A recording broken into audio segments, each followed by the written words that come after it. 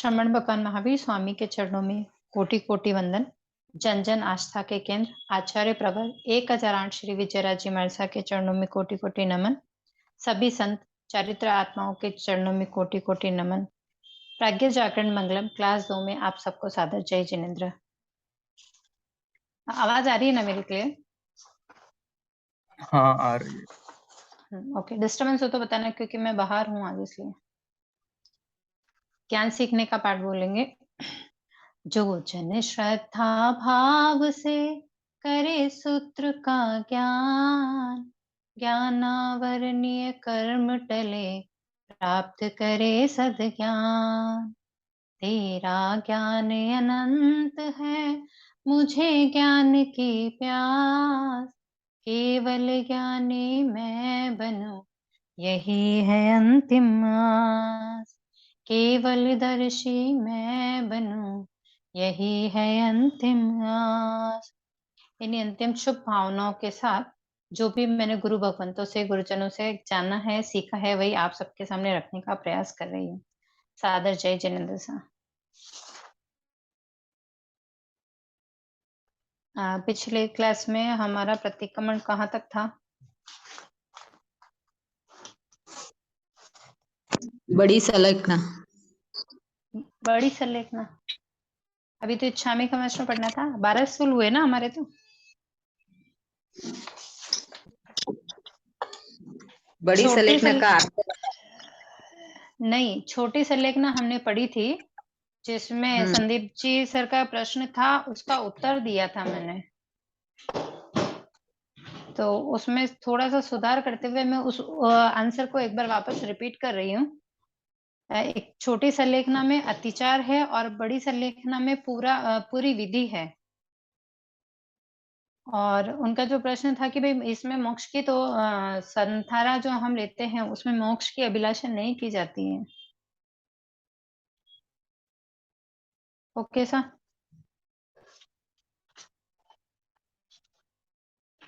तो 18 वापस्थान आलोम, प्रणातिपात, मृषावाद, अततादान, मैथुन, परिग्रह, क्रोध, मान, माया, लोभ, राग, देश, कलह, अभ्यख्यान, पेशुन्य, पर परिवार, रति रति, माया, मशपात, मिथ्या दर्शन, शल्य। इन 18 पापस्थानों में से हमने किसी का सेवन किया हो, कराया हो, करते को भला जाना हो तो अनंत सिद्ध केवली भगवान के साक्षी से तस्मिच्छामि दुक्कडम। प्रणातिपात। प्राणातिपात यानी जीव हिंसा, प्राणियों का वध करना। रसावाद असत्य यानी झूठ बोलना। अदत्तदान चोरी करना, यानी बिना दिए हुए किसी की भी चीज को अगर अपन लेते हैं तो वो सब चोरी के अंदर आता है। मैथुन कुशी सेवन, ब्रह्मचर्य का पालन।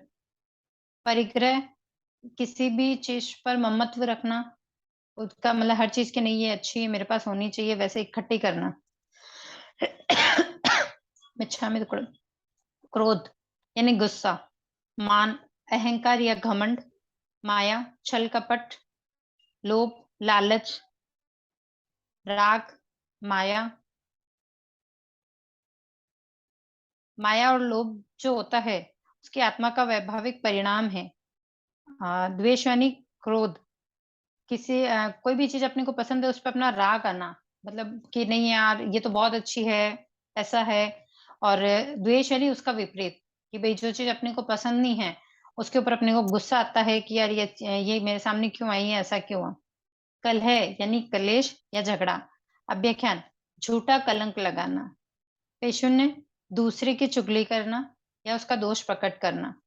पर परिवार दूसरे की निंदा करना या दूसरे की बुराई करना। रति अरति बुरे कार्यों में चित्त लगना और ध्यान संयम आदि से में चित्त न लगना। रति यानी है कि बुरे कार्यों में चित्त लगना, अरति यानी ध्यान संयम आदि मार्ग में चित्त न लगना। माया मृषावाद कपट सहित झूठ बोलना। मिथ्या दर्शन शल्य अतत्व को तत्व समझना और अतत्व को तत्व पर श्रद्धा होना। मतलब जो श्रद्धा हम बोलते हैं कि सुदेव सुगुरु सर्वधर्म पे श्रद्धा होनी चाहिए, उसके विपरीत जाना। ओके सर, आगे इच्छामी खमासमनो। तो इच्छामी खमासमनो अगर कोई लर्न कर रहा है तो एक बार बोल के बता देंगे तो गलती पकड़ में आ जाएगी। बोलू? हाँ बिल्कुल। इच्छामि खमासमणो वंदियुम जामणी जाय निसियाय अणुजानः मे म्युगम निसहि अहो कायम काय संफासम खमणिजो भे किलामो अपकिलंताणम बहु सुभेणम भे दिवसो वैकंतो जत्ता भे जवणी जम च भे खामेमि खमासमणो देवस्यम वैकमम आवश्याय पडिकमामि खमासमणानम देवस्याय आसानाय तित्तिसनराय जम किचिमिछाय मन दुकड़ाय वय दुकड़ाय काय दुकड़ाय कोहाय माणाय मायाय लोहाय सव कालियाय सव मिच्छोवराय सव धमाई कमणाय आसाय नाय जो में देवश्री अय्यारो कहो तस खमास नो पडिकमामी निंदामी गरिहामी अपाणम वोसिरामी। ओके सर, अब इसका अर्थ करेंगे। थोड़ा सा ध्यान से और थोड़ा समझना ही पड़ेगा इसको, तो जल्दी याद हो जाएगा। ये लर्न है क्या सबको?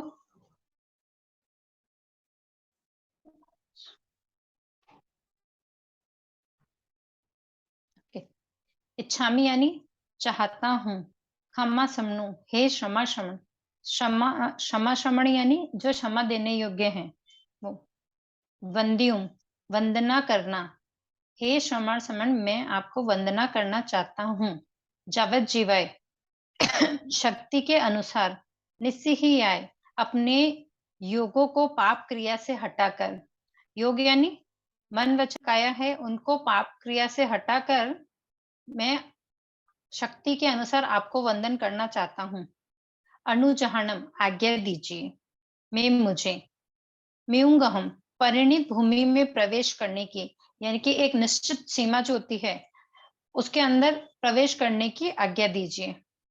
निस्सी पाप क्रिया को रोककर, अहो कायम आपके चरण का, कायम संफासम अपनी काया से स्पर्श करता हूँ। खमणिजो क्षमा योग्य वे आपको किल्लामो बाधा पहुंचाई हो, यानी कस दिया हो। अप किल्लम ताणम अल्प वेदना वाले, रोगादि से रहित। बहु सुबेणम बहुत शुभ क्रिया से, वे आपका दिवसों दिन वैकंतो व्यतीत हुआ होगा। मतलब मैं आपको वंदन करना चाहता हूँ, लेकिन आपके पूरे दिन में जो शुभ क्रियाएं जो हुई है उसमें आपका दिन व्यतीत हुआ होगा। जत्ता भे संयम यात्रा आपकी निर्बाध पूर्वक, यानी कि आपकी जो संयम यात्रा है वो बहुत अच्छे से हुई होगी। जमनी जम मन तथा इंद्रियों के दोष शांत होने से स्वस्थ होंगे, मतलब आपके मन और इंद्रियों के कारण जो दोष लगते हैं उनमें दोष नहीं लगे होंगे या वो थोड़े शांत रहे होंगे। जम यानी और, भे यानी आपका शरीर। खामिमी क्षमा याचना करता हूँ। क्षमा समणो हे क्षमा शमन। देवसीम दिवस संबंधी। वैकमम अपराध हो। अवश्याय आवश्यक क्रिया करने के लिए परिकमामी निवृत्त होता हूँ, मतलब जो आवश्यक क्रिया है उनको उनके लिए मैं उनसे निवृत्त होता हूँ।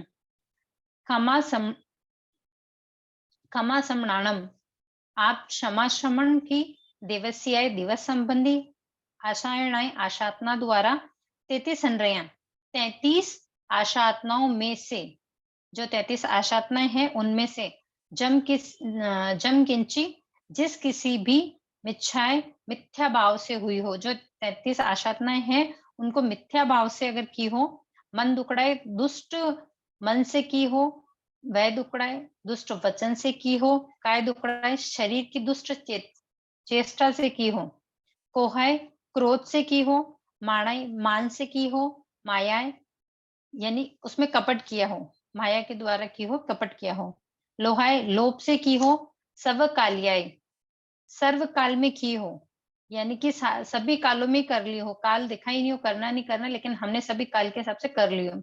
सव मिच्छो वर्याय सब प्रकार के मिथ्या भावों से पूर्ण, मतलब मन में सारे प्रकार के मिथ्यात्व चल रहे थे, मिथ्या चल रही थी। सव धम्मा धम्माई मणाए सब धर्मों का उल्लंघन करने वाली, सब धर्मों का उल्लंघन करने वाली कौन? 10 प्रकार के यति धर्म भी आते हैं और 5 समिति 3 गुप्ती भी आते हैं। आशायणाएं आशातना से, जो मैंने देवस्यो दिवस संबंधी अय्यारो अतिचार कव किया हो, तस उसका क्षमा समणो हे क्षमा शमन परिकमामी प्रतिकमन करता हूँ। निंदामी निंदा करता हूँ। गर्हामी गुरु साक्षी से विशेष निंदा करता हूँ। निंदामी यानी कि निंदा करना कि भाई हाँ मैंने ये काम गलत किया है, और गर्हामी यानी गुरु की साक्षी में उनके सामने जाके अपनी गलती को मानना। अपाणम असाधना करने वाली अपनी आत्मा को वोसरामी त्याग करता हूँ, अर्थात अपने पापों से अलग करता हूँ। एक बार इसका भावार्थ देख लेते हैं। हे क्षमा शमन, मैं अपने शरीर को पाप क्रिया से हटाकर शक्ति के अनुसार आपको वंदन करना चाहता हूँ। इसलिए मुझे आपकी परिणित भूमि यानी एक जो सीमा है उसको परिणित भूमि का में प्रवेश करने की आज्ञा दीजिए। पाप क्रिया को रोककर मैं आपके चरण का अपने हाथ और मस्तक से स्पर्श करता हूँ। मेरे छूने से आपको बाधा हुई हो तो उसे क्षमा कीजिए। आपने स्वास्थ्य अवस्था में रहकर बहुत शुभ क्रियाओं से दिवस बिताया है। आपकी संयम यात्रा तो निर्बाध है और आपका शरीर, मन तथा इंद्रियां के दोषों से शांत होने से स्वस्थ है। हे क्षमा शमन, मैं दिवस संबंधी अपराध के लिए आपसे क्षमा याचना करता हूँ और आवश्यक क्रियाएं करने के लिए विपरीत अनुष्ठान हुआ है उससे निवृत्त होता हूँ।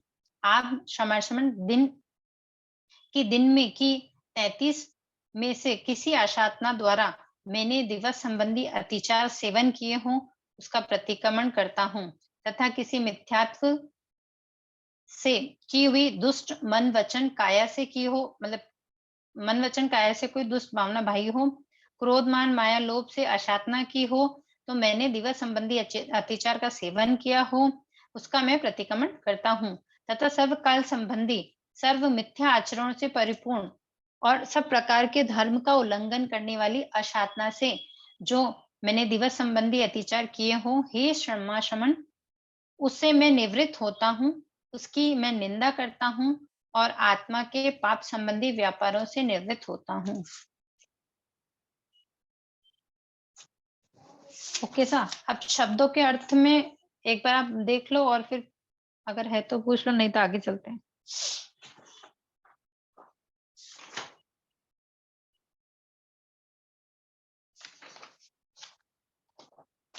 आगे चले, आगे चत्तारी मंगलम का पाठ। कोई बोल रहा है क्या?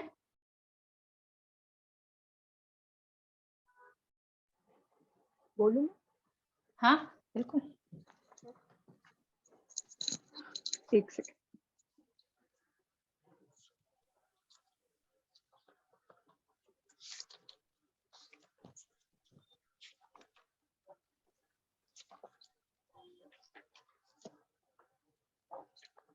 चत्तारी मंगलम अत्यंता मंगलम सिद्धा मंगलम साहू मंगलम केवली प्रणतो धमो मंगलम। चत्तारी लोगुत्मा अरिहंता लोगुत्मा सिद्धा लोगुत्मा साहू लोगुत्मा केवली प्रणतो धमो लोगुत्मा। चत्तारी शरणम पवज्जामि अरिहंते शरणम पवज्जामि सिद्धे शरणम पवज्जामि सव साहू शरणम पवज्जामि केवली प्रणतम धम्मम शरणम पवज्जामि। अरिहंतों का शरणा, सिद्धों का शरणा, साधुओं का शरणा, केवली प्ररूपित दया धर्म का शरणा। ये चार सरना दुख हरना मंगल करना और न सरना कोई जो भव्य प्राणी आदरे अक्षय अर्पित। Okay sir. चत्तारी मंगलम यानी चार मंगल, चत्तारी यानी चार, मंगलम यानी मंगल है। कौन से हैं चार मंगल? तो अरहंता मंगलम यानी कि अरिहंत मंगल है, सिद्ध मंगल है, साहू मंगल है और केवली परूपित धर्म मंगल है। तो ये चार तरह के मंगल है। और चत्तारी लोकतमा, चार तरह के लोक में उत्तम है। लोक में उत्तम कौन से चार है? अरिहंत लोकोत्तमा यानी अरिहंत लोक में उत्तम है, सिद्ध लोक में उत्तम है, साधु लोक में उत्तम है और केवली परूपी जो धर्म है वो लोक में उत्तम है। चत्तारी शरणम पवज्जामि, चार शरणों को मैं ग्रहण करता हूँ।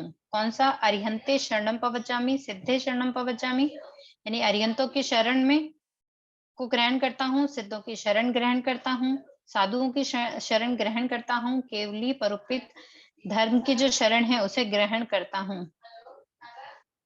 ठीक है, इसका भावार्थ है संसार में चार मंगल है, अरिहंत भगवान मंगल, सिद्ध भगवान मंगल, साधु महाराज मंगल, सर्व प्ररूपित धर्म मंगल। और चार उत्तम सर्व चार उत्तम तथा सर्वश्रेष्ठ है। अरिहंत भगवान का उत्तम, सिद्ध भगवान, साधु जी महाराज और सर्व परोपित धर्म लोग उत्तम हैं। और चार शरण है, अरिहंतों का शरण, सिद्धों का शरण, साधु का शरण और केवल परोपित दया धर्म का शरण। ये चार शरण उत्तम शरण है। ओके सा,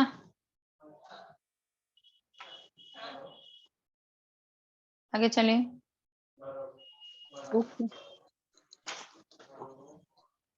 तस्य सवस,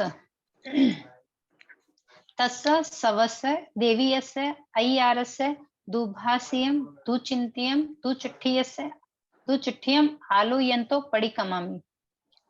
तस्य यानी उस, सवस्य यानी सर्व, यानी कि उस सर्व, दिवसीय दिवस संबंधी, अय्यारम अतिचार, अय्यारस अतिचार की, दुभाषियम दुर्वचन, दुचिंत्यस दुष्ट चिंतन यानी कि दुष्ट विचार, दुष्चिट्ठियम दुर्व्यवहार, आलोयंतो आलोचना करता हुआ निवृत्त होता हूँ।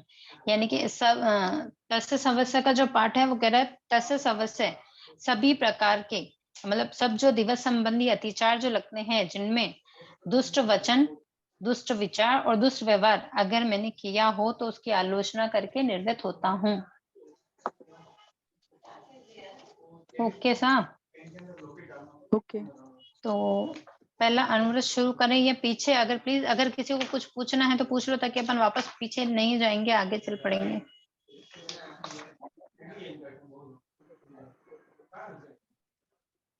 संलेखना वाला विषय समझ में आ गया होगा।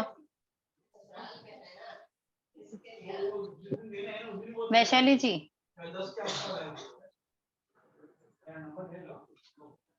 वैशाली जी,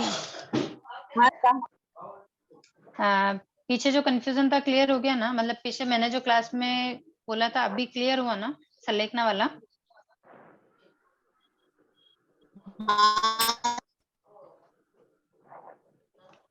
ओके, तो अनुव्रत ले लें।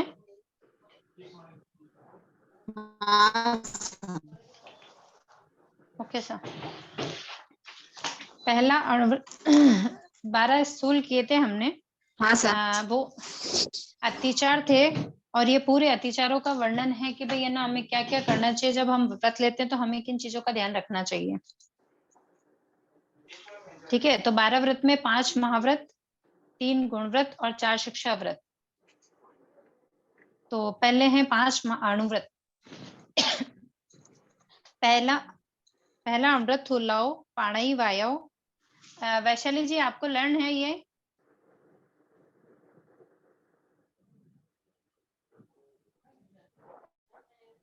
हाँ सर। तो आप उच्चारण कर दीजिए ना एक बार, बेटर हो जाएगा, क्योंकि आप लोग उच्चारण करोगे तो थोड़ा समझ में भी आ जाएगा कि हाँ सही चल रहा है। पहला अनुव्रत तुलाओ पानाई वायाओ वेरमा ब्रज जन्म तेंद्र चरण पंचम ज्ञान के पहचान के संकल्प करके उसमें सगे संबंधी स्व शरीर के लिए पीड़ाकारी और स अपराधी को छोड़ निरापराधी को अकुटी की बुद्धि से हन्ने का पचकान। जावत जीवाए द्वियम तियम न करेमी न कर्मी मनसा वैसा पैसा ऐसे पहले प्राणाधिपात विरमण के पंचायरा पेयालवा जानियवा न समाजवा तंजाते आलो बंदे वही छे आई भारे भत्त पाण ओच्छे जो में दिवसी अल्लारो को तस छामे दुगड़ा। वैशाली जी, आपको प्रतिमान कंप्लीट है आपका? नहीं है, थोड़ा अधूरा है। पीछे का यहाँ लास्ट तक कंप्लीट है मतलब? ये अनुव्रत हो गए, बड़ी संलेखना करना है। ओके सर, ठीक है, इसका अर्थ कर लेते हैं अपन। हाँ ठीक है सर। पहला यानी प्रथम, और अहिंसा यानी कि हिंसा नहीं करना। अणुव्रत थुलाओ, थुलाओ यानी स्थूल होता है वो बड़ा। प्राणाय यानी प्राणातिपात यानी कि जीव हिंसा। विरमणम विरक्त करना यानी कि हटाना, मतलब उसका त्याग करना। विरमणम यानी त्याग करना।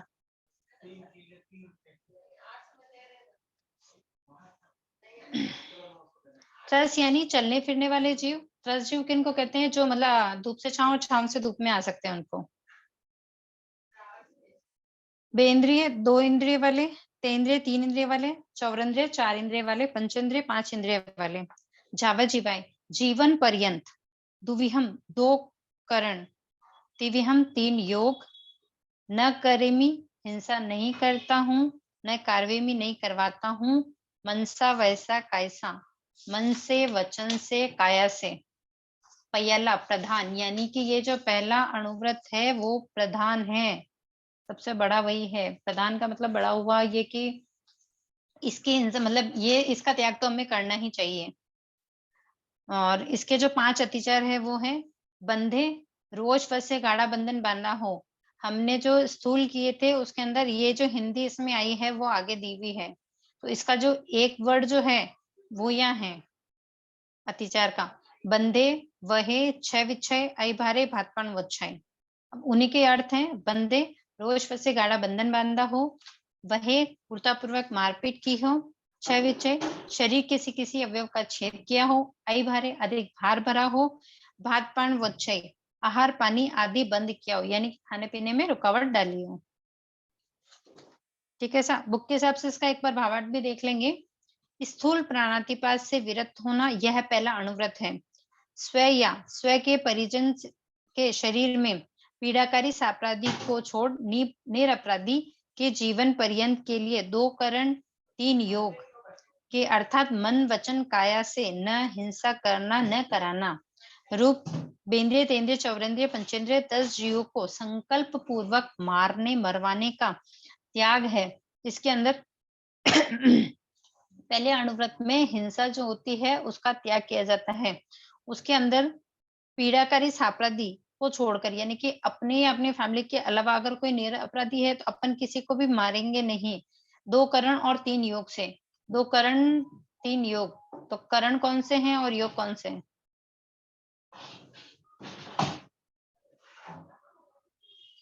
योग है मन वचन काया, करण करू नहीं, कराऊ नहीं, अनुमोदू नहीं।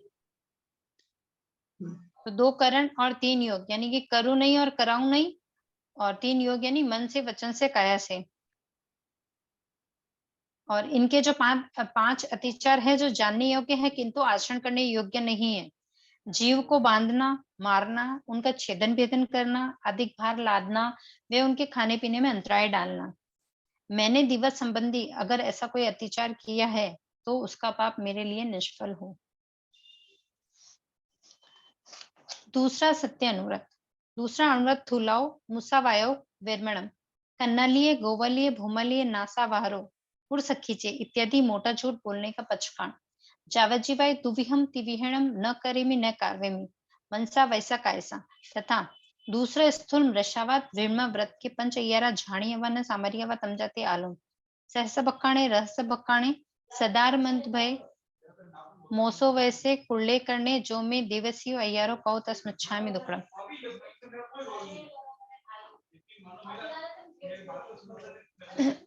तुलाव यानी स्थूल, मुसावायाओ यानी कि मृषावाद, झूठ बोलना पहले था हिंसा, दूसरा है झूठ। विरमणम यानी कि हटाना, त्याग करना। कन्ना लिए यानी कि कन्या और वर आदि के संबंधी मनुष्य जो झूठ बोलते हैं उसके बारे में है। कैसे कि अक्सर एक दूसरे की शादियां करवानी होती तो उसमें झूठ बोलते ना कि लड़का ऐसा है, लड़की ऐसी है, वो चीज कन्ना लिए में आई है। गोवा लिए गाय, गाय भैंस आदि जो पशु होते हैं उनके संबंधी झूठ बोलने के लिए। भूमा लिए भूमि भूमि धन आदि विशेष द्रव्य के संबंधी से झूठ बोलने के लिए। नासा बाहरो धरोहर दबाने के लिए, यानी कि किसी की प्रॉपर्टी है उसके जैसे पेपर उन्होंने अपने को दे दिए कि भाई आप आपके पास रखो, मैं बाद में ले जाऊं, लेकिन जब वो आता है, जब हम मना कर देते कि आपके हमारे पास पेपर नहीं है। कुड़ सखीचे झूठी साक्षी देने की। सहसा बक्काणे जो 5 अतिचार है वो है सहसा बक्काणे, सहसाकार से किसी के प्रति कुड़ाल दिया हो। रहस्य बक्काणे एकांत में गुप्त बातचीत करते हो कि व्यक्ति पे झूठा आरोप लगाया हो। सदारमंद भाई अपनी स्त्री का मन प्रकाशित किया हो, यानी कि कोई गुप्त बात थी उनको प्रकाशित बाहर बताई हो। मोसो वैसे मृषा उपदेश दिया हो। कुल्हे करने झूठा कूड़ा लेख लिखा हो या झूठा लेख लिखा हो। दूसरा भावार्थ है इसका, दूसरा अणुव्रत मशावाद से विरक्त होना, स्थूल मृषावाद 5 प्रकार के हैं। कन्या संबंधी, गाय संबंधी, भूमि संबंधी, धरोहर संबंधी और झूठी साक्ष्य देने संबंधी, जिसका त्याग करना है 2 करण 3 योग से। स्थूल मृषावाद का मेरा त्याग है। इनके 5 अतिचार है जो जानने योग्य है किंतु आचरण करने योग्य नहीं। बिना सोचे समझे किसी पर कलंक लगाना, किसी की गुप्त बात को प्रकट करना, खुद की स्त्री है या पुरुष है, मतलब स्त्री पुरुष के लिए और पुरुष स्त्री के लिए, उनका मर्म प्रकट करना, मिथ्या उपदेश देना, झूठा लेख लिखना। मैंने दिवस संबंधी अतिचार किया हो तो उसका पाप मेरे लिए निष्फल हो। तीसरा एक और ले लेते हैं। तीसरा अणुव्रत थुलाओ। अदीना दाणों फिरमणम खान कर, गांठ खोलकर, ताले पर कुची लगाकर, मार्ग में चलते हुए को लूट कर तथा पड़ी हुई ज्ञानाती मोटी वस्तु जानकर लेना इत्यादि मोटा अदत्तादान का पक्षकांड। सगे संबंधी, व्यापार संबंधी तथा पड़ी निब्रह्मी वस्तु के उपरांत अदत्तादान का पक्षकांड। जावजीवाय दुविहम तिवियनम न करेमि न कार्वेमि मनसा वैसा कायसा। एवं तीसरा स्थूल अदत्तादान विम्म व्रत के पंच अय्यारा झाणी अपन न सामर्यवा तमजाते आलम तेना हड़े तकर पाओगे विरुद्ध रचाई कमे कुड़ तुल्य कुड़ माणे तपड़ी रुक व्यवहारे जो में देव से यारो कौ तस्मच्छामि उपम। तीसरा स्थूल अत्तादान। अदत्तादान मतलब चोरी करना। पहला हिंसा, दूसरा झूठ, तीसरा चोरी। निर्भ्रमी यानी कि शंका रहित। तीसरा स्थाणुव्रत थुलाओ यानी कि बड़ा अदीना दाणव, चोरी करना, विनिमय का त्याग करते हैं। खान कर यानी कि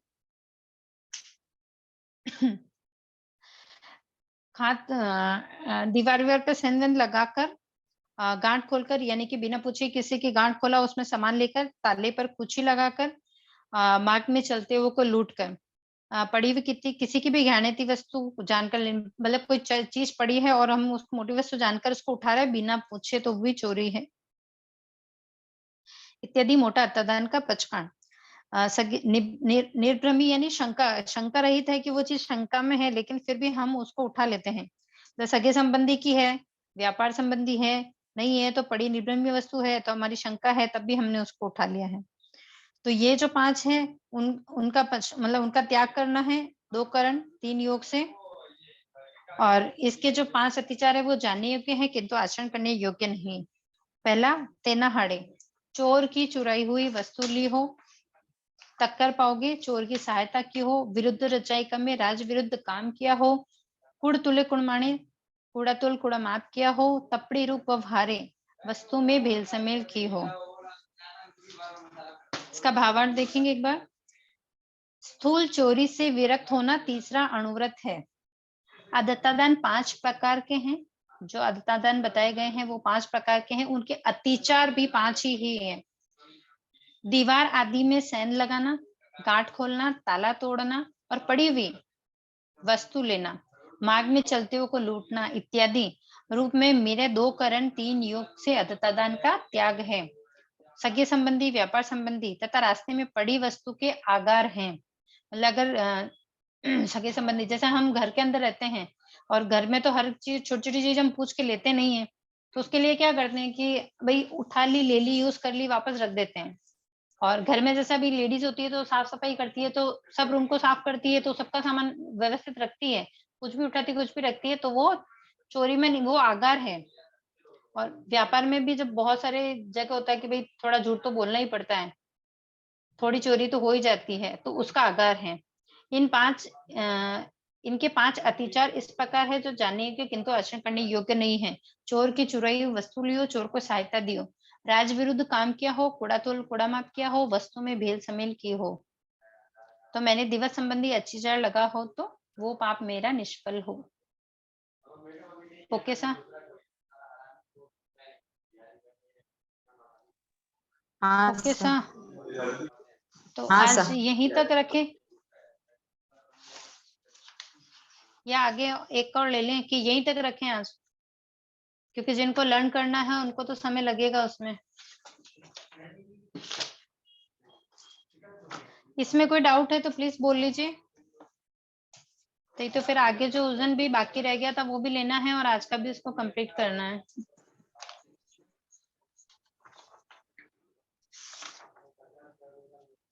दो मिनट में अगर किसी का कुछ पूछना है तो प्लीज पूछ लीजिए।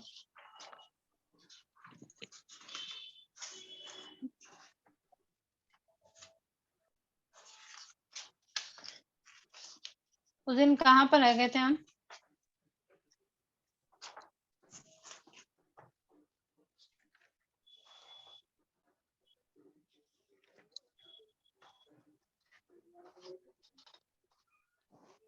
भगवान पारसनाथ की स्टोरी चल रही थी हमारी, जो बीच में रह गई थी, थोड़ी हो गई थी, थोड़ी रह गई थी। तो भगवान पारसनाथ मतलब राजकुमार जब थे तो वो गंगा की नदी किनारे घूमने गए थे, तो वहां एक तापस पंचाग्नि तप कर रहा था। तो पंचाग्नि तप कर रहा था, चारों दिशाओं में आग लगी रखी और ऊपर से भी सूर्य की प्रचंड धूप मतलब ताप में ना वो तप कर रहा था। तो जब पारसनाथ वहां आके रुके तो उन्हें अवधि ज्ञान था जन्म से ही। तो जब उनको अवधि ज्ञान था तो उन्होंने देखा कि जो ये पूरी अग्नि है जिसमें लक्कड़ का जो प्रयोग किया गया, वहां उस एक लक्कड़ के अंदर युगल जो सर्प है वो जल रहा है। तो उसने तापस को कहा ये क्या है? जल रहे लक्कड़ में एक सांप का जोड़ा है। तो उन्होंने तापस वो भस्म हो जाएगा, लक्कड़ को बाहर निकाला गया। मतलब फिर लक्कड़ को बाहर निकाला और इसको ना सैनिकों को बोला कि इसको चीर के सांप को बाहर मतलब उस युगल जोड़े को बाहर निकाला जाए। तो जब उनको बाहर निकाला गया तो सब आश्चर्यचकित हो गए थे कि भी राजकुमार को कैसे पता कि उस लक्कड़ में युगल सांप का जोड़ा है। तो क्योंकि वो तो अवधि ज्ञानी थे इसलिए उनको पता था। तो उनको बाहर निकाला, फिर उनको नौकानमन सुनाया और वो युगल सर्प का जोड़ा मरकर देवगति में उत्पन्न हुआ। फिर उनका नाम था धर्मेंद्र और पद्मावती के नाम से वो युगल पार्श्वनाथ के उपासक थे। धर्मानंद कोशानगरी में भगवान पारसनाथ के बारे में कुछ मान्यताएं प्रस्तुत हैं। परीक्षित का राज्यकाल काल बुद्ध में 3 शताब्दियों से पूर्ण नहीं था। मतलब ये ज्यादा लंबा नहीं था, भगवान पारसनाथ के समय में जो चल रहा था वो। परीक्षित के बाद जन्मेजय जब गद्दी पर आया और उसने कुरु देश में महायज्ञ कर वैदिक धर्म का झंडा फहराया। मतलब उस समय भगवान पारसनाथ के समय वैदिक धर्म का ज्यादा प्रचलन था। इसी समय काशी देश में पार्श्व एक नई संस्कृति की नींव डाल रहे थे। पार्श्व का जन्म वाराणसी नगर के अशोषण राजा की वामा नामक रानी से हुआ, ऐसी कथा जैन ग्रंथों में आई है। पारसनाथ की नई संस्कृति काशी राज्य में अच्छी तरह टिकी रही थी, क्योंकि बौद्ध को भी पहले शिष्यों ने खोजने के लिए वाराणसी ही जाना पड़ा था। मतलब बौद्ध की खोज भी वाराणसी से ही शुरू हुई थी। पारस का धर्म बिल्कुल सीधा साधा था। हिंसा, असत्य, अस्तेव तथा परिग्रह, इन 4 बातों का त्याग करने का वे उपदेश देते थे। भगवान पारसनाथ के समय ये 4 ही चीजें थी। 5वां जो महाव्रत था वो भगवान महावीर स्वामी ने ऐड किया था। इतने प्राचीन काल में अहिंसा का इतना सुभद्र रूप देने का पहला उदाहरण है। सिनाई पर्वत पर मोजेस को ईश्वर ने जो 10 आज्ञाएं सुनाई उनमें हत्या मत करो इसका भी समावेश था। पर उनकी आज्ञाओं को सुनकर मोसेस और उनके अनुयायी पैलेस्टाइन में घुसे और वहां खून की नदियां बहाई। न जाने कितने लोगों का कत्ल किया, न जाने कितनी युवतियों को पकड़कर आपस में बांट लिया। इन बातों से अहिंसा कहना हो तो फिर हिंसा किसे कहा जाएगा?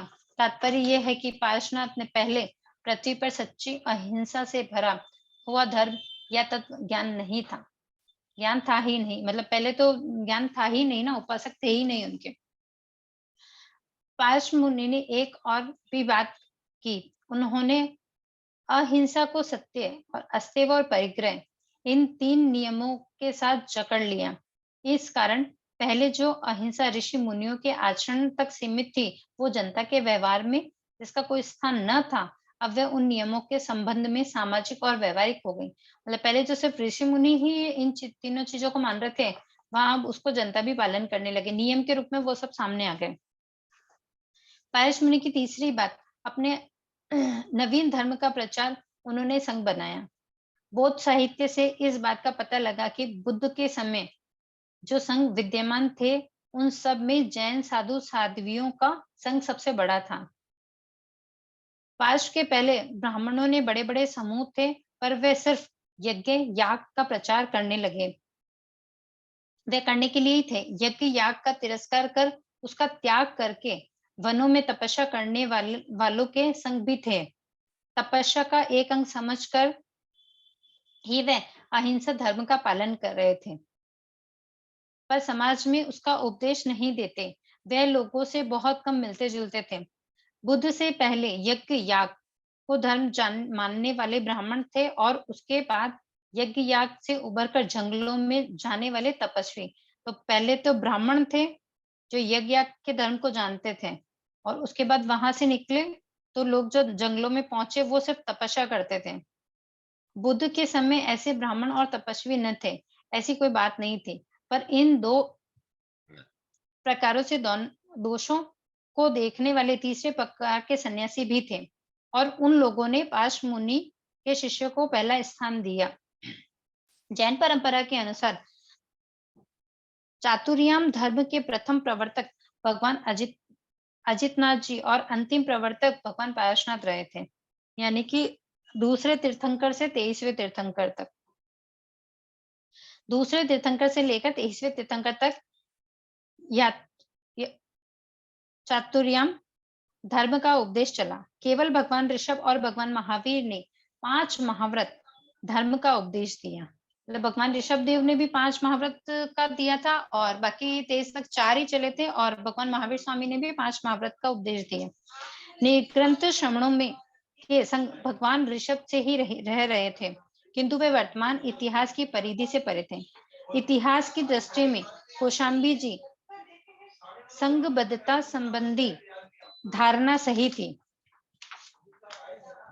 ये भगवान आदिनाथ के समय का पूरा वर्णन है। इसमें भगवान पारसनाथ का, अष्टनेमी का और यहाँ तक जो उसमें 5 महाव्रतों का जो वर्णन था, 5 महाव्रतों के बारे में, कि भाई 4 महाव्रत तो दूसरे से 23वें तक थे पहले, और 24वें तीर्थंकर ने 5वें महाव्रत को ऐड किया था उसके अंदर। ठीक है, आज का नया टॉपिक है भगवान महावीर स्वामी।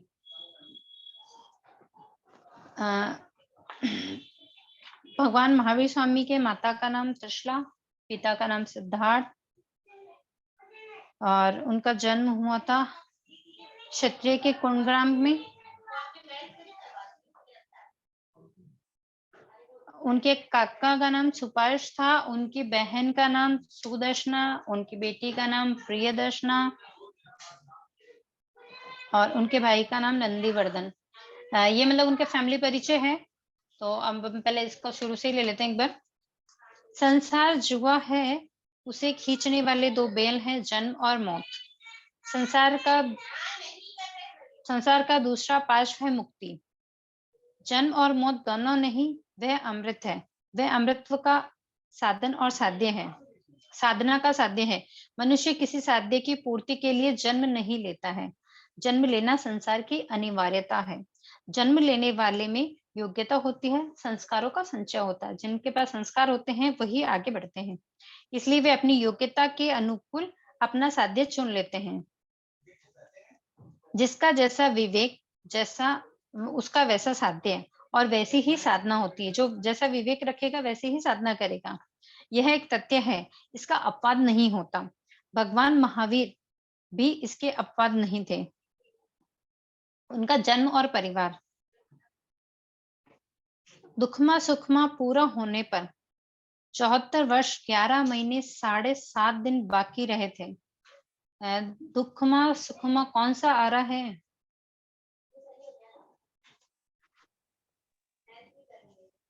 दुखमा सुखमा कौन सा आ रहा है? चौथा जी, चौथे आरे के जब 74 इयर्स 11 महीने और 7.5 दिन बाकी रहे थे, तब चेत शुक्री त्रयोदशी की मध्य रात्रि की बेला में उस समय भगवान महावीर स्वामी का जन्म हुआ था। मतलब चौथे आरे के अंतिम में 74 वर्ष जब बाकी रहे थे, जब भगवान महावीर स्वामी का जन्म हुआ। तो भगवान महावीर स्वामी का जन्म भी चौथे आरे में ही हुआ है। यह ईस्वी पूर्व 599 की बात है। विदेह में कुंडलपुर नामक एक नगर था। उसके दो भाग थे। उत्तर भाग का नाम क्षत्रिय कुंडग्राम था और दक्षिण भाग में ब्राह्म्य कुंडग्राम था। तो अगर पूछा जाएगा कि भगवान महावीर स्वामी का जन्म कहाँ हुआ, तो क्षत्रिय कुंडग्राम में उत्तर भाग में है वो। भगवान का जन्म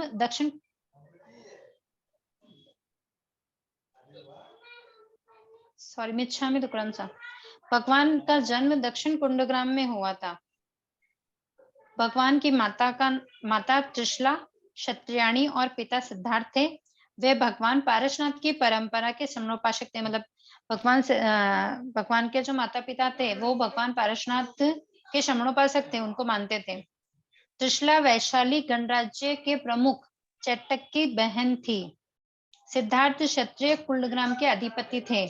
मतलब भगवान के जो पिता थे वो तो कुलग्राम के अधिपति थे और उनकी जो माता थी वो गणराज्य के प्रमुख, वैशाली के जो गणराज्य थे उनके जो प्रमुख चेटक थे उनकी बहन थी। भगवान के बड़े भाई का नाम नंदीवर्धन था। उनका विवाह चेटक की ज्येष्ठ पुत्री के साथ हुआ। भगवान के काका का नाम सुपाश और बड़ी बहन का नाम सुदर्शना था। भगवान की पुत्री का नाम प्रियदर्शना और उनके जमाई का नाम जमाली था। इनके नाम और गोत्र। भगवान जब त्रिशला माँ के गर्भ में आए तब वे संप्रदाय बढ़ी, इसलिए माता पिता ने उसका नाम संपदा बढ़ी, इसके लिए उनका नाम वर्धमान रखा गया। वे ज्ञात नामक क्षत्रिय कुल में उत्पन्न हुए, इसलिए कुल के आधार पर उनका नाम नागपुत्र भी हुआ।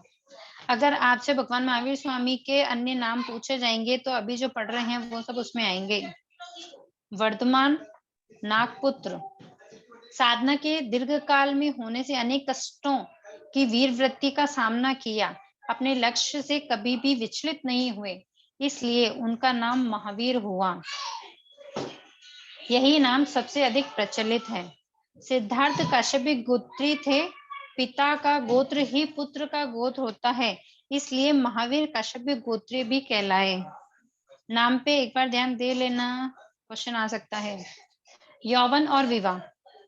बाल क्रीड़ा के बाद अध्ययन का समय आया। तीर्थंकर गर्भ काल से ही अवधि ज्ञानी थे। जो तीर्थंकर होते हैं वो गर्भ से ही अवधि ज्ञानी होते हैं। महावीर भी अवधि ज्ञानी थे। वे पढ़ने के लिए गए। अध्यापक जो पढ़ाना चाहते थे वह उन्हें ज्ञात था। वे पढ़ने के आखिर अध्यापक ने कहा, आप स्वयं सिद्ध हैं, आपको पढ़ने की आवश्यकता नहीं है। यौवन आया, महावीर का विवाह हुआ। वह सहज विरक्त थे, विवाह करने की इच्छा नहीं थी, पर माता पिता के आग्रह से उन्होंने विवाह किया। दिगंबर परंपरा के अनुसार भगवान महावीर अविवाहित है। मतलब दिगंबर, श्वेतांबर और दिगंबर जो दो परंपराएं हैं उसके अंदर दिगंबर परंपरा में कहते हैं कि भगवान महावीर स्वामी का विवाह हुआ ही नहीं था, लेकिन श्वेतांबर साहित्य के अनुसार उनका विवाह क्षत्रिय कन्या यशोदा के साथ हुआ। उनके प्रियदर्शन नाम की एक कन्या हुई। उसका विवाह सुदर्शना के पुत्र यानी कि आपके भांजे जमाली के साथ हुआ। उनके एक शेषवती, दूसरा नाम यशस्वी नाम की दोहित्री देवती हुई। उनकी दोहित्री का नाम देवती था। ये उनका नाम, गोत्र और यौवन, विवाह, उनके फैमिली का परिचय आया अब तक भगवान महावीर स्वामी के। महाभिनिष्क्रमण। वे जब 28 वर्ष के हुए तब उनके माता पिता का स्वर्गवास हो गया। भगवान महावीर स्वामी के माता पिता का काल कब हुआ? 28 वर्ष में। उन्होंने तत्काल श्रमण बनना चाहा, पर नंदीवर्धन यानी उनके जो बड़े भाई थे उनके आग्रह से वैसा न हो सका। उन्होंने महावीर से घर में रहने का आग्रह किया, वे उसे टाल न सके। 2 वर्ष तक घर में रहे। यह जीवन उनका एकांत वीर्यमय बीता। मतलब वो घर में तो रहे लेकिन फिर भी वो घर से मतलब इन चीजों से विरक्ति रहे। इस समय उन्होंने कच्चा जल पीना छोड़ दिया, रात्रि भोजन नहीं किया और ब्रह्मचर्य में रहे। मतलब वो 2 वर्ष रहे तो सही घर में, लेकिन इन सब चीजों का त्याग करके रहे। 30 वर्ष की अवस्था में उनका अभिनिष्क्रमण हुआ। वे अमृत की साधना के लिए निकल पड़े। यानी कि 30 वर्ष में उन्होंने दीक्षा की आज्ञा लेकर वो घर से निकल गए। आज से सब पाप कर्म अकरणीय हैं, इस प्रतिज्ञा के साथ वे श्रमण बने। भगवान महावीर स्वामी किस प्रतिज्ञा के साथ श्रमण बने? आज से यह सब पाप कर्म अकरणीय हैं। शांति उनके जीवन का साध्य था, क्रांति उनका सहचर परिणाम। उन्होंने 12 वर्ष तक शांत, मौन और दीर्घ तपस्वी जीवन व्यतीत किया। भगवान ने कितने वर्ष तक तपस्या की? तो 12 वर्ष। साधना और सिद्धि। भगवान ने क्रियावाद, अक्रियावाद, अज्ञानवाद और विनयवाद आदि सभी वादों को जाना और फिर अपना मार्ग चुना। वे स्वयं संबुद्ध थे। भगवान निर्गंत बनते ही अपनी जन्मभूमि पर चल पड़े। हेमंत ऋतु थी। भगवान के पास केवल एक दिव्यदूत वस्त्र था। भगवान ने नहीं सोचा था कि सर्दी में यह वस्त्र पहनूं। वे कष्ट सहिष्णु थे। 13 महीनों तक वह वस्त्र भगवान के पास रहा, फिर उसे छोड़कर भगवान पूर्व अचल हो गए, पूर्व असंग्रही हो गए। उसके बाद उनके पास कोई भी संग्रह वाला कोई भी वस्तु उनके पास नहीं रही। जो एक ड्रेस था वो भी उन्होंने त्याग दिया। भगवान पहर पहर तक किसी लक्ष्य पर आंखें टिकाए ध्यान करते थे। उस समय गांव के बाल बच्चे उधर से आ निकलते और भगवान को देखते तो हल्ला मचाते, चिल्लाते। फिर वे स्थिर रहते, लेकिन फिर भी वो स्थिर ही रहते थे, उनका ध्यान भंग नहीं होता था। भगवान की प्रतिकूल कष्टों की भांति अनुकूल कष्ट सहने पड़े। भगवान जब कभी जनकिन बस्ती में ठहरते, उनके सौंदर्य से ललचाए अनेक ललनाएं उनसे प्रेम करना चाहती थी। मतलब बहुत सारी उनकी जो आभा मंडल थी उसको देख के बहुत सारी लेडीज उन पे लालचित हुई थी। भगवान उन्हें साधना में बाधा मान परहेज करते थे। वे आत्मलीन थे। साधना के लिए एकांतवास और मौन ये आवश्यक है। जो पहले अपने को न साधे वह दूसरों के हित नहीं साध सकता। स्वयं अपूर्ण पूर्णता का मार्ग नहीं दिखा सकता। जब हम खुद के लिए कुछ नहीं कर सकते तो हम दूसरों को भी कुछ नहीं बता सकते। कुछ हम अपने जीवन में बदलेंगे तब जाके हम किसी और के जीवन में बदल पाएंगे, या अपन कुछ ज्ञान अर्जन करेंगे तो अपन दूसरों को दे पाएंगे। भगवान गृहस्थों से मिलना जुलना छोड़ ध्यान करते, पूछने पर भी नहीं बोलते। कई आदमी भगवान को मारते पीटते, किंतु उन्हें भी वे कुछ नहीं कहते। भगवान वैसी कठोर चर्या में रम गए, सबके लिए सुलभ नहीं था। भगवान असह्य कष्टों को सहते, कठोरतम कष्टों की परवाह नहीं करते हुए व्यवहार दृष्टि से उनका जीवन निरस था। जो व्यवहार दृष्टि में जो चीज मानते हैं कि नहीं यार ऐसा करना वैसा करना, वो सब चीजें उन्होंने छोड़ दी थी। वे नृत्य और गीतों से जरा भी नहीं ललचाते थे। दंड युद्ध, कुट युद्ध आदि लड़ाइयां देखने को भी उत्सुक नहीं होते। भगवान स्त्री कथा, भक्त कथा, देश कथा, राज कथा में भाग नहीं लेते। उन्होंने मध्यस्थ भाव से टाल देते। वे सारे कष्ट, चाहे वो अनुकूल थे और प्रतिकूल, जो साधना के पूर्ण विराम है, भगवान उनके लक्ष्यच्युत नहीं रहते। जो अनुकूल और प्रतिकूल परिस्थितियां हैं जो उनकी साधना पर पूर्ण विराम लगाती है, वो उस तरफ देखते ही नहीं थे, क्योंकि वो उनका लक्ष्य नहीं था। भगवान ने विजातीय तत्वों यानी कि पुद्गल के साथ जो आसक्ति होती है को शरण न दी और न उनके लिए, मतलब पुद्गलों के लिए जो आसक्ति होती है न तो उनकी तरफ गए और न ही उनको अपनी तरफ आने दिया। वे निरपेक्ष भाव से जीते रहे। भगवान श्रमण बनने से 2 वर्ष पहले अपेक्षाओं को ठुकराने लगे, सजीव पानी छोड़ दिया, अपना अकेलापन देखने लग गए, क्रोध, मान, माया, लोभ की ज्वाला को शांत कर डाला, सम्यक दर्शन का रूप निखर उठा, औद्गालिक अवस्थाएं हिल गई। मतलब जब उन्होंने 28 वर्ष में जब वो दीक्षा लेने जा रहे थे पर नहीं ले पाए, तब उन्होंने जो 2 साल घर के अंदर निकाले, तो ये सब चीजें वो उन 2 साल घर के अंदर रह के ही वो करने लगे थे। भगवान ने मिट्टी, पानी, अग्नि, वायु, वनस्पति और चर जीवों का अस्तित्व जाना। उन्हें सजीव मान वे उनकी हिंसा से विलग्न हो गए। भगवान ने संसार के उत्पाद को ढूंढ निकाला। उन्हीं के अनुसार उपाधि परिग्रह से बंधे हुए जीव ही कर्मबद्ध है। जो कर्मों के बद्ध है वही ऐसा करते हैं। कर्म ही संसार भ्रमण का हेतु है, क्योंकि कर्मों को अगर काट लेंगे तो संसार भ्रमण खत्म हो जाएगा। वे कर्मों के स्वरूप को जान उनसे अलग हो गए। भगवान ने स्वयं अहिंसा को जीवन में उतारा, दूसरों को उसका मार्गदर्शन दिया, क्योंकि पहले खुद ने अहिंसा को जीवन में उतारा, फिर दूसरों को बताया।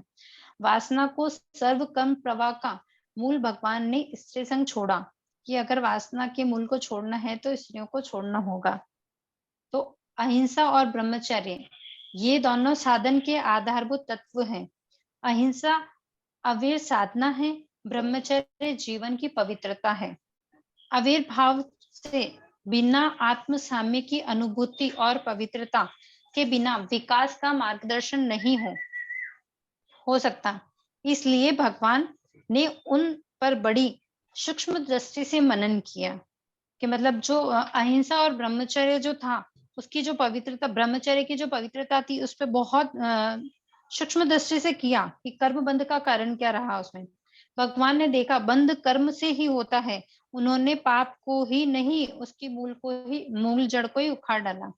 मतलब ब्रह्मचर्य की जो पवित्रता नष्ट होती है, सबसे ज्यादा पाप उसी में ही है, और उसकी मूल जड़ को ही उन्होंने उखाड़ डाला। मतलब ब्रह्मचर्य का पालन करना उन्होंने उसमें जोड़ा। भगवान अपने लिए बनाया हुआ भोजन नहीं लेते, वे शुद्ध भिक्षा के द्वारा अपना जीवन चलाते। आहार का विवेक करना, अहिंसा और ब्रह्मचर्य इन दोनों की दृष्टि से महत्वपूर्ण है। जीव हिंसा का हेतुभूत आहार जैसे सदोष होता है, वैसे ही ब्रह्मचर्य में बाधा डालने वाला आहार सदोष होता है। जो गरिष्ठ भोजन होता है उसके बारे में बात है। आहार की मीमांसा में अहिंसा विशुद्ध के बाद ब्रह्मचर्य की विशुद्ध की ओर ध्यान देना सहज प्राप्त होता था, क्योंकि अहिंसा की शुद्धि देखेंगे तभी ब्रह्मचर्य की शुद्धि को देख पाएंगे। भगवान आहार पानी की मात्रा के जानकार थे, रस वृद्धि से भी किनारा करते रहे। वे जीवनवार में नहीं जाते और दुर्भिक्ष भोजन भी नहीं लेते। उन्होंने सरस भोजन का संकल्प तक नहीं किया। वे सदा अनासक्त और यात्रा निर्वाह के लिए भोजन करते थे। मतलब उनका जो भोजन था वो उतना ही था कि उनकी यात्रा का निर्वाह आराम से हो सके। भगवान ने अनासक्ति के लिए शरीर की परिचर्या का भी त्याग किया। वे खाज नहीं खाते थे, आंख को साफ नहीं करते थे। भगवान संग त्याग की दृष्टि से गृहस्थ के पात्र में खाना नहीं खाते थे और न ही वस्त्र पहनते थे। ये सब चीजें आप मतलब साधुओं के लिए है, पहले भगवान ने की, इसीलिए वापस उनको हमारे 12 अंग में और इसमें उसका वर्णन आया है। भगवान की दृष्टि संयम अनुत्तर था।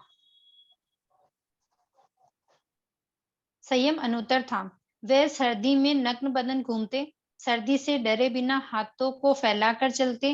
भगवान अप्रतिबद्ध विहारी थे, परिव्राजक थे। बीच बीच में शिल्पशाला, सुनाघर, झोपड़ी, प्रपा, दुकान, लोहाकार शाला, विश्राम गृह, शमशान, वृक्षमूल आदि स्थानों पर ठहरते थे। मतलब जहां कम से कम लोग होते थे वहां ठहरते थे, ताकि उनके ध्यान में बाधा न हो। इस प्रकार भगवान 12 वर्ष तक 6.5 मास तक कठोर चर्या का 12 वर्ष और 6.5 मास तक कठोर चर्या का पालन करते रहे, आत्म समाधि में लीन रहे। भगवान साधना काल में समावित हो गए, अपने आप में समा गए। भगवान दिन रात जागरूक रहते। उनका अंतःकरण सतत क्रियाशील या आत्मान्वित हो गए। भगवान अप्रमत्त बन गए। वे भय और निर्दोष कारक प्रवृत्तियों से हटकर सतत जागरूक बन गए। ठीक सा, आज इतना ही रखेंगे।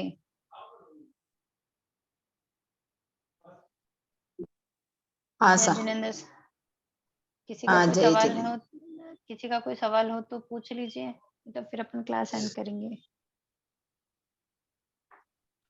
हाँ सा।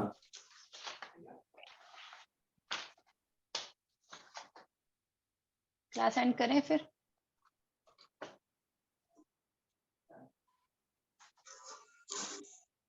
चिन्वाणी के विरुद्ध कुछ भी कहने में आया हो तो मिच्छामि दुक्कडम, और मेरे बोलने करने में कुछ भी अशुद्धि हुई हो तो आप सबसे भी मिच्छामि दुक्कडम। अहो गुरुवर कृपा करी, दीन ज्ञान की दान, भव भव में ना भूलेंगे आपका उपकार हो गुरुवर, आपका उपकार। है विनय जो हो गया उसको माफ करो, मेरे सारे कर्म कलुष को आप ही साफ करो, ओ गुरुवर आप ही साफ करो। सबका बहुत बहुत धन्यवाद, बहुत बहुत आभार।